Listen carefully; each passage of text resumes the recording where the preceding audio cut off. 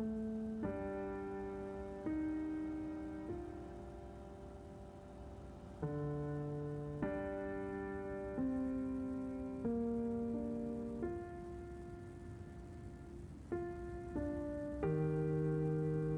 couldn't see like this before. 10 years ago, I'm not sure what it was, but something dropped. The surface bent, erupted. Girls found their space in the corners. My father saw me change. The world with him too. Slow. So complete that it had to be violent. But if you ask him about it, he'll show you.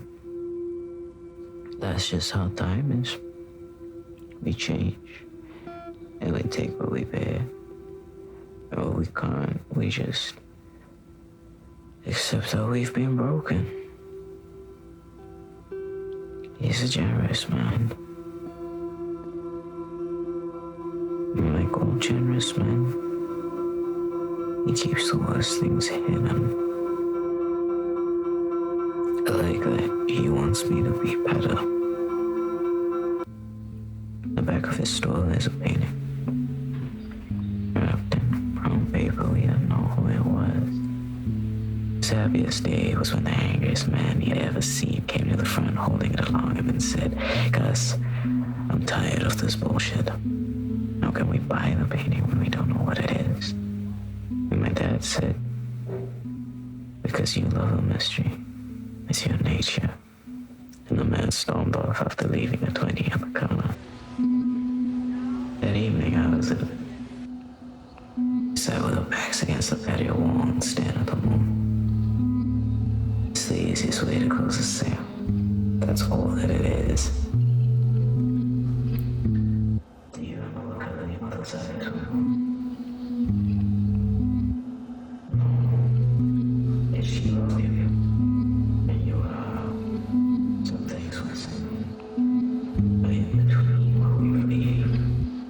It was me. He gave me a call and asked me if I know Alina. Oil. I was sitting on a windowsill, thinking, smoking. My eyes dark as a wretched soul, the nightlight the only thing giving me relief. Alina, 23, dirty fingernails, and a wicked grin. I knew a few things. The pictures made me feel that she knew more than me. I had a free Thursday. I knocked on the door. She closed it on me. I went out in the street, and I stayed there. It was strange. The world swirled, and I was the anchor. She was the sea. She took a Polaroid and dropped it down. I screamed and answered up to her, "Yes, I am a fool." But you already know me. How could I be the sea? She made me hot cocoa. She stared at me. Times have changed. I was 19. I didn't know that men only thought that they would know. Came along and I had kissed the bird on my string and I thought it was a glint of the thing that I had always wanted. And you were a fool, but just as desiring. We left the bed and walked outside, ice on the bathroom. Of what it is to want until I'm gone. And when I was saying we were foolish, I left and I could only fix myself. I took a photograph and painted it to give myself a new look. I chose 2 years later and would become everything I was not. I left you in the dark. As your presence was the room. To speak with me, my child, your friend. And I put the phone down. And I was at the door and I threw my time. If I had a friend, could I not at least be honest about my fault? She thought I was a fool, but darling, I look up to her. Elena's laugh is like she's thinking and she's accidentally justified both courses of action. so we stayed in. We got the homie pizzeria to include one of their tablecloths in their order. And we were honest about it. Sometimes knowing who I am and doing what I have to do are like forces that fight against each other. I agree. I just work with my failure until I can stay outside of myself. But there has to be a solution. I compromise. There are a million things that you need to do to get better. You can't just work with what you have. But why would you want to do a million things? Because then that one thing is yours. I took it to the windowsill. Here's what I see. The moon doesn't even belong to herself. She just moves through time, glowing because she is shone upon, darkening because she is left alone, revisited and left until the rock makes powder of her. We are below her, and our gravity every day pulls what we can't take and absorbs what we are unprepared for. Why would we make it harder by taking for what we can have for a half hour in one day of the lifetime of the moon? Things are different this time, baby. If I was her, I would have been better. I think I'm just holding on tighter to old guilt. I left the window, but she was still looking out. We can make up for the past. I've grown too. I've grown because I've grown to be a person who would accept herself. I think there's a natural order to things, and that we shouldn't be so pissed about how it goes. We don't change. Things are tacked on. She smiled weakly. Can you imagine at 70 what the hubris will be? Yes. Aren't you glad for death? Yes. She nestled herself into me so gladly that I fell back into bed and under the sheets with the length of her touching any point the length of me.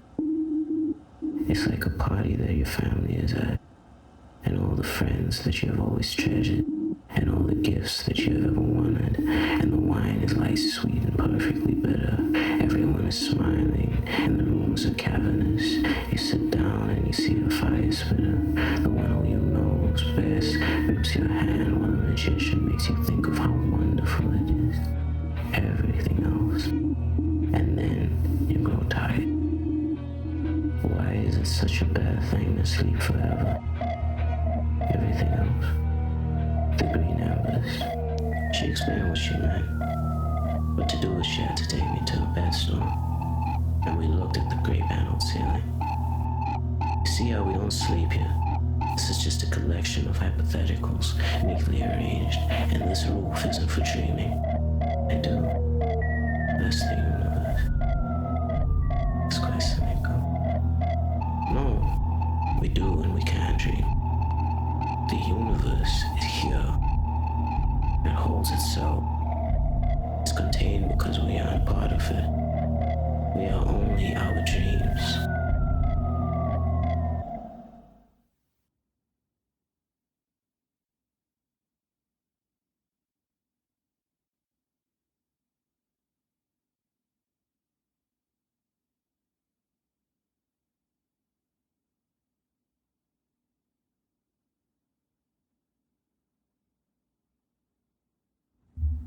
It was inverted. I was on the other side. It's all written in the stars for us, unless the stars want them. There was a rock she was twisting in her hands. There was always something that she kept on herself, like a small mark of me. I glide with this porousness. I'm not even tired. I'm accustomed to loneliness too, so much so that I've buried myself peacefully, a loss and a wind, and my tears all just amount to another way I bowed and bowed again. Spinning for the light past in her. Dry gardens, dead spaciousness, Smoke that smelled like perfume. Everything was as I made it so. Hacking in the trees, or climbing where no one would see. To be in God alone, what a fine thing. She clung to me. The knuckle of her thumb in my diaphragm. I think we were both terrified. It was almost sickening. Such a pointless motion. Don't you have an aloe plant? I was too afraid to even whisper. He's a simple thing. I think he's pissed.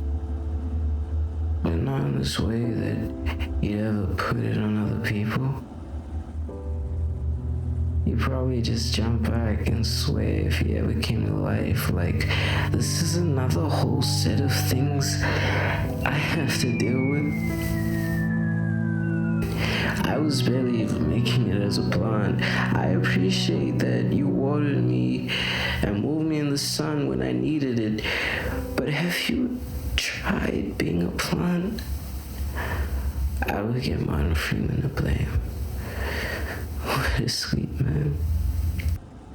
We went and had a coffee to calm us down. She was too fast, and I was too distant. After that night, we didn't try as hard with anything.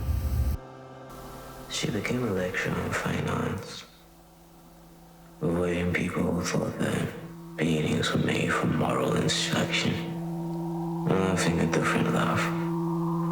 Like she was astounded at how silly and fantastic knowledge was. And 20-somethings really impressed them. When they saw twisting spirals and Beethoven, she just listened and let them bowl them for her. I became a pretty avid reader, just like how my grandmother was. She was a librarian. She put me on George Bernard's Shaw. I found the most pleasure in reading a paragraph at a time and letting it sit with me. Just to feel how little I knew about anything. I started writing my own pieces and became aware that I barely knew myself. We got a circular living room. All of the panels were setting that we filled with cushions and blankets. And wind chimes that sang first in the morning. And a tree that was tall enough that we could see it sway. We called him Channing Tatum. That was our most prized possession. The garden.